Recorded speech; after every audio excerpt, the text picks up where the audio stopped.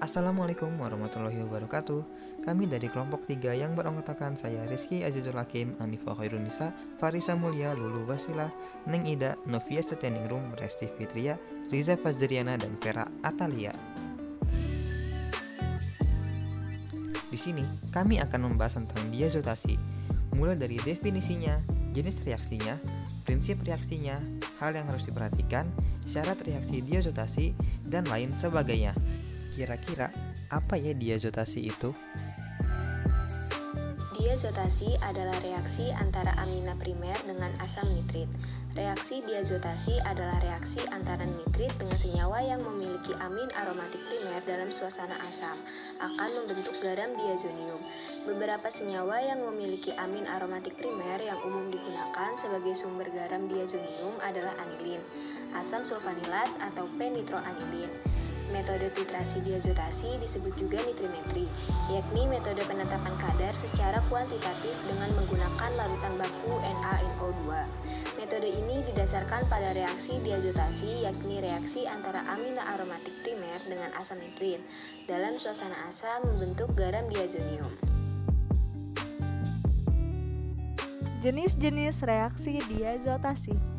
Yang pertama ada reaksi diazotasi antara sulfanilamid dengan asam nitrit. Yang kedua ada reaksi diazotasi pada analisis suksinil sulfatizol. Yang ketiga ada reaksi diazotasi pada analisis kloramfenikol. Reaksi diazotasi antara sulfanilamid dengan asam nitrit. Reaksi antara amina aromatik primer dengan asam nitrit dalam suasana asam membentuk garam diazonium. Reaksi diazotasi pada analisis suksinil sulfatiazol. Suksinil sulfatiazol harus dihidrolisis terlebih dahulu sehingga diperoleh gugus amin aromatis bebas untuk selanjutnya bereaksi dengan natrium nitrit dalam suasana asam membentuk garam diazonium. Reaksi diazotasi pada analisis kloramfenikol. Kloramfenikol yang mempunyai gugus nitroaromatis direduksi terlebih dahulu dengan GN atau HCl untuk menghasilkan senyawa amin aromatis primer yang bebas yang selanjutnya bereaksi dengan asam nitrit untuk membentuk garam diazonium. Prinsip reaksi nitrimetri atau diazotasi. Yang pertama, prinsipnya yakni antara amina aromatik primer dengan asam nitrit dalam suasana asam membentuk garam diazonium. Yang kedua, reaksi tidak stabil dalam suhu kamar. Karena garam diazonium yang terbentuk mudah terdegradasi membentuk senyawa fenol dan gas nitrogen, sehingga reaksi dilakukan pada suhu 15 derajat Celcius. Yang ketiga, reaksi dapat dipercepat dengan penambahan bromid dan dilakukan pada suhu di bawah 15 derajat Celcius. Titik ekivalensi atau titik akhir titrasi ditunjukkan oleh perubahan warna dari pasta kanji iodid atau kertas iodida sebagai indikator luar. Ketika larutan digoreskan pada pasta atau kertas, adanya kelebihan asam nitrit akan mengoksidasi iodida menjadi iodidum, dan dengan adanya kanji atau amilum akan menghasilkan warna biru segera. Hal-hal yang perlu diperhatikan pada reaksi diazotasi. Yang pertama ada suhu. Saat melakukan titrasi, suhu harus berada antara 5-15 derajat Celcius karena digunakan pada KBR sebagai stabilisator, dan titrasi diazotasi tidak dapat dilakukan pada suhu tinggi karena HNO2 yang terbentuk akan menguap pada suhu tinggi dan garam diazonium yang terbentuk akan terurai menjadi fenol. Lalu ada keasaman. Titrasi ini berlangsung pada pH kurang lebih 2. Hal ini membutuhkan untuk mengubah NaNO2 menjadi HNO2 dan membentuk garam diazonium. Lalu kecepatan reaksi. Frekuensi tetesan pada awal titrasi kira-kira 1 mili per menit, lalu menjelang titik akhir menjadi 2 mili per menit. Karena asam nitrit terbentuk pada suasana asam, penambahan KBR pada titrasi nitrimetri digunakan sebagai yang pertama katalisator untuk mempercepat reaksi karena KBR dapat meningkatkan NO2 membentuk nitrosobromid. Lalu yang kedua stabilisator untuk mengikat NO2 agar asam nitrit tidak terurai atau menguap. Syarat reaksi diazotasi. Pertama, temperatur harus rendah. Suhu yang digunakan harus di bawah 15 derajat Celcius. Kedua, dilakukan pada suasana asam. Penentuan titik akhir titrasi menggunakan indikator luar, indikator dalam, dan metode potensiometri. Untuk indikator luar, menggunakan pasta kanji iodida atau kertas kanji iodida. Ketika larutan digoreskan pada pasta atau kertas, adanya kelebihan asam nitrit akan mengoksidasi iodida menjadi iodidum.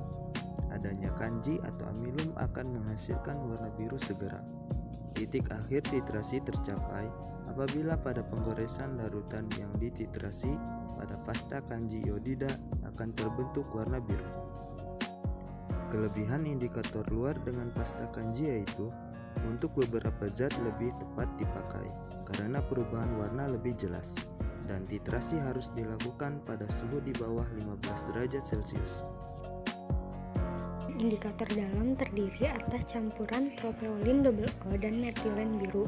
Tropeolin O merupakan indikator asam basa yang berwarna merah dalam suasana asam dan berwarna kuning bila dioksidasi oleh adanya asam nitrit.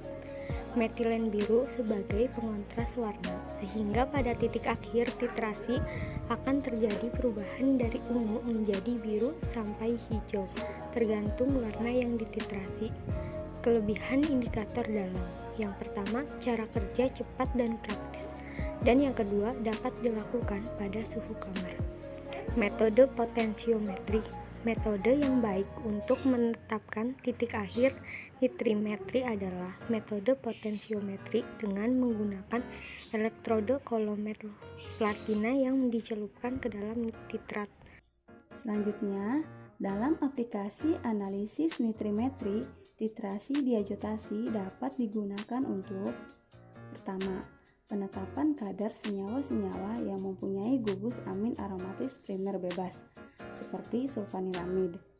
Kedua, penetapan kadar senyawa-senyawa yang mana gugus amina aromatik terikat dengan gugus lain, seperti suksinil sulfatiazol, fetalim sulfatiazol, dan paracetamol.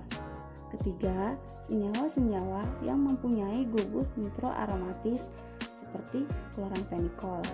Kami dapat menarik kesimpulan, yaitu diazotasi adalah reaksi antara amina primer dengan asam nitrit.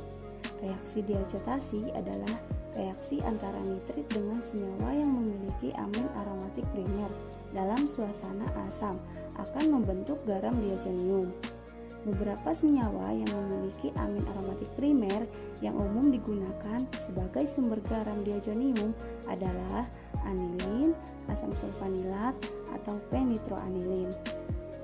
Hal-hal yang perlu diperhatikan pada reaksi diazotasi yaitu suhu, keasaman, dan kecepatan reaksi. Syarat reaksi diazotasi yaitu temperatur harus rendah dan dilakukan pada suasana asam.